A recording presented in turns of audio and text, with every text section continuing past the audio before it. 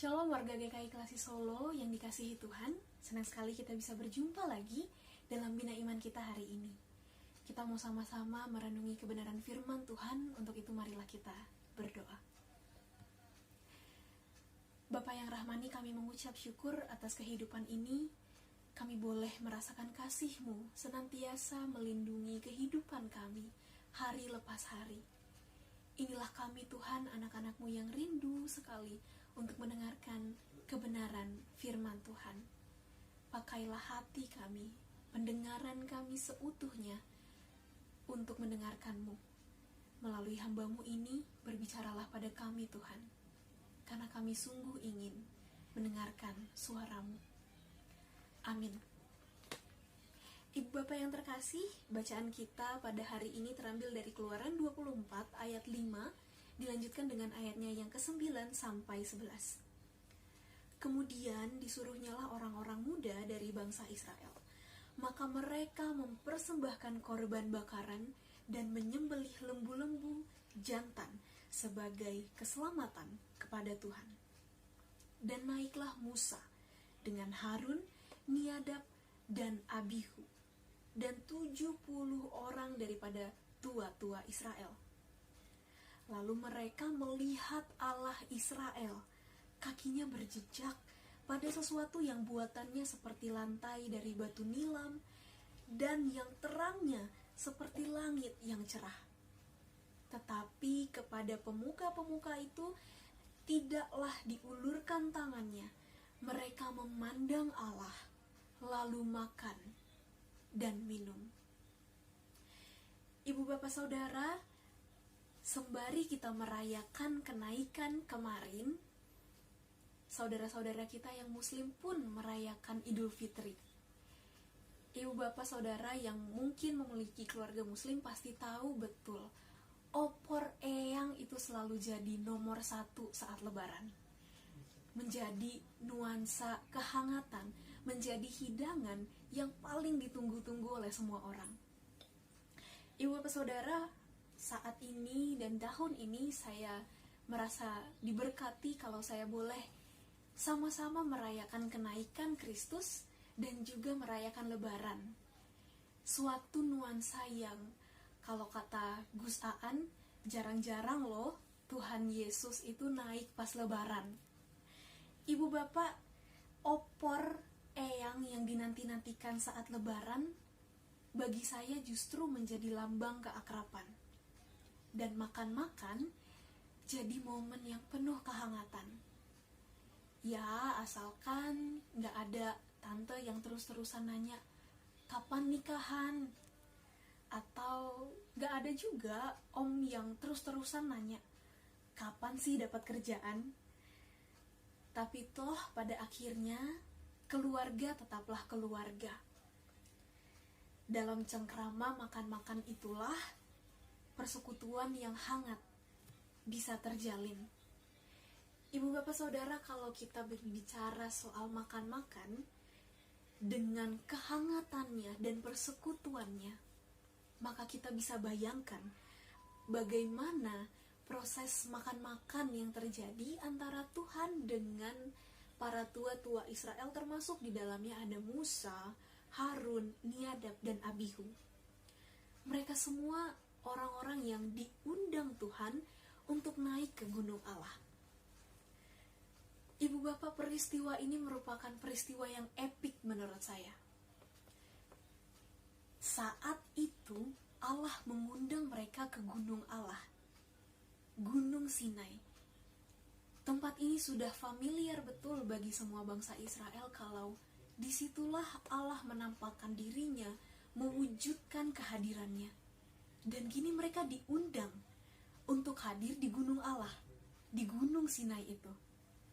Dari pola tempatnya saja kita sudah melihat bagaimana Allah membiarkan Israel untuk datang ke hadiratnya. Itu poin pertama. Poin kedua, ibu bapak, yang menarik sekali adalah Allah menampakkan kehadirannya. Kita lihat di bacaan kita, Israel di ayat 10 melihat Allah mereka. Mereka melihat Allah Israel yang terangnya seperti langit yang cerah.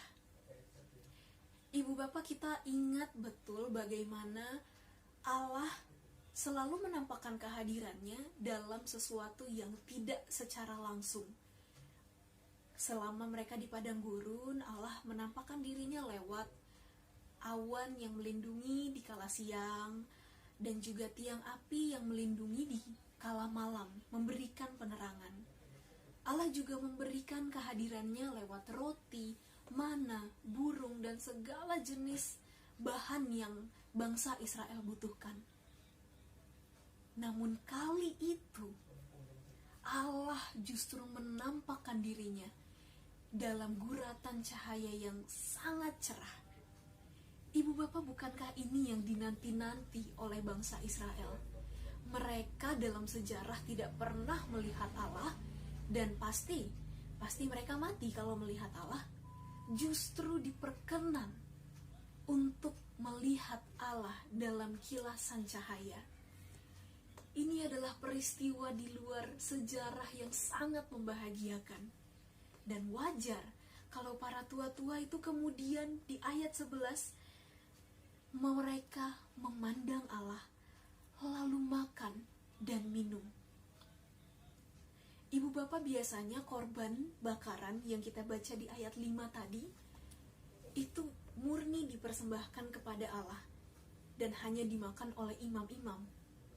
Tapi saat ini ada yang lebih dari sekedar makannya imam-imam. Mereka makan dan minum di hadapan Allah. Ibu bapak, kalau misalnya ibu bapak mungkin pernah mengadakan sebuah acara besar dengan pihak-pihak yang penting, ibu bapak pasti sadar betul betapa momen makan-makan itu justru jadi momen penting dan momen kunci akan seperti apa nantinya. Kalau misalnya mungkin kita lihat, bahkan pihak-pihak yang penting pun sangat memperhitungkan makan-makan dalam sebuah perjanjian.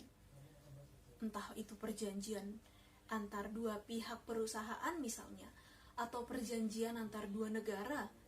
Bahkan makan-makan pun jadi sesuatu yang dihargai dalam proses pembuatan perjanjian, betul kan?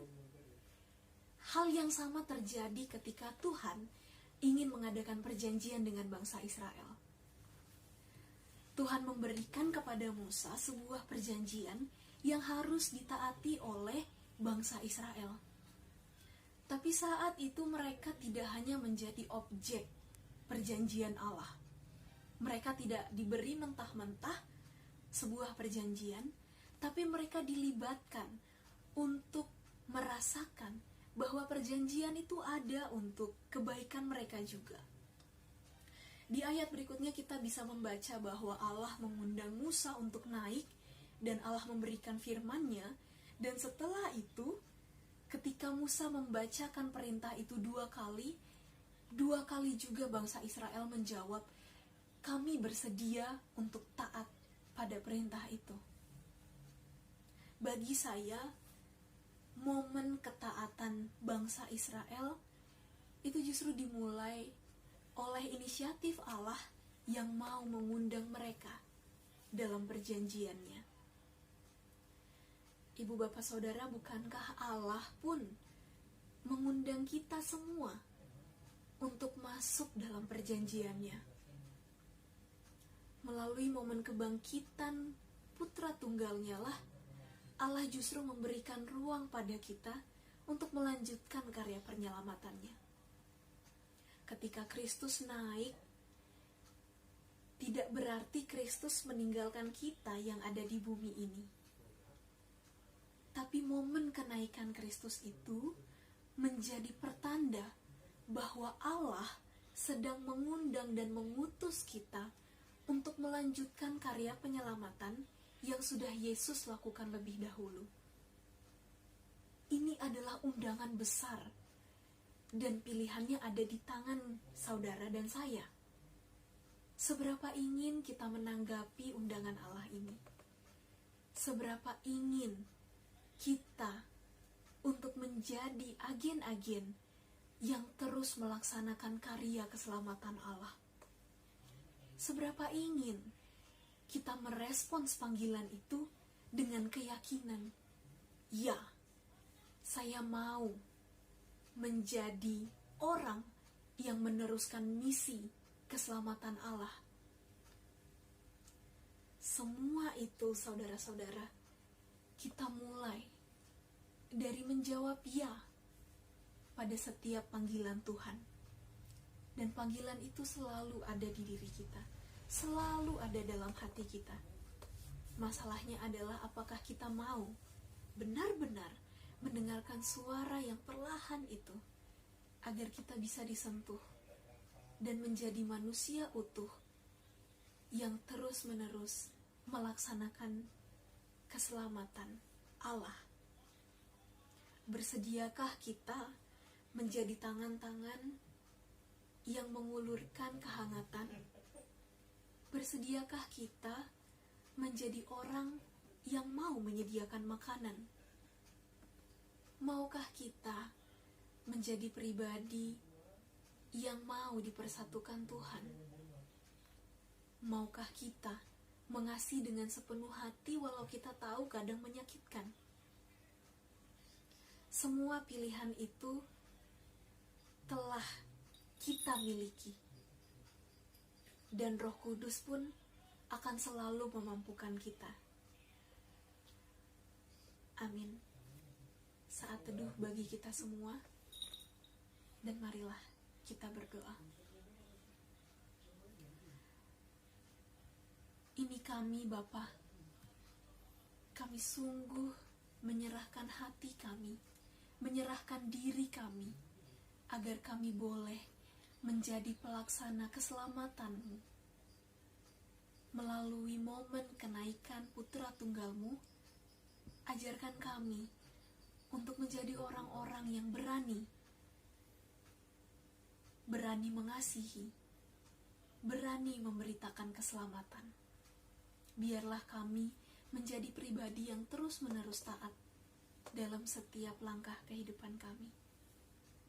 Biarlah kami mampu menjaga perjanjian yang telah kami adakan dengan-Mu, dan itu untuk menjadi penerus karya keselamatan Allah. Inilah kami, Tuhan, inilah kami anak-anak-Mu, dan kami serahkan seluruh kehidupan kami dalam tangan pengasihan Tuhan. Amin. Selamat menjalani kehidupan hari ini. Roh Kudus menyertai saudara sekalian.